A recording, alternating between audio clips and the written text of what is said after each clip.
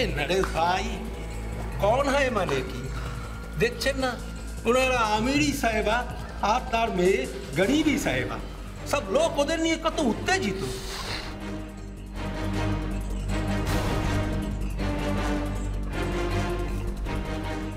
যেমন কর্ম তেমন ফল।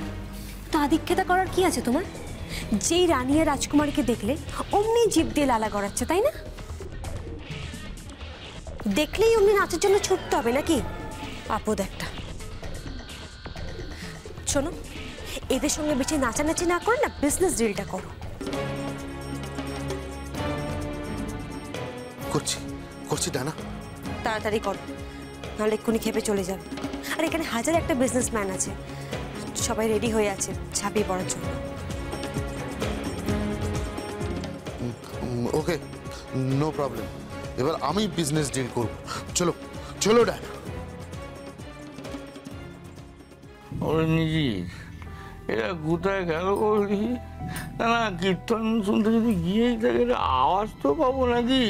তো মাইকে কোনো আওয়াজই পাওয়া যাচ্ছে না, কি মুশকিল বলতে।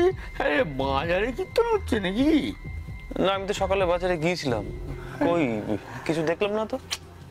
আমি ভাবছি মার কাকুলি যদি ঠিকই করে থাকে যে কীর্তনে যাবে, তাহলে কাউকে কিছু বললো না কেন? সারাদিন ধরে দুজন মিলে গুজ করছিল, এমনকি হাঁটু ব্যথা নিয়ে মেজে বৌমার ঘর অবধি গেল তোমাদের মা। সে কি? কেন? সে কি আর আমি জানি? আমার কি বলে গেছে? আমার সব বলে, বলো দেখি।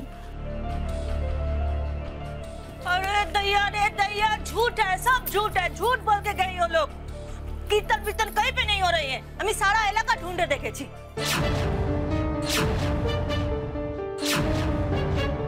সাজ সাজ বল কোথায় গেছে? আমার কিন্তু ডর লাগছে।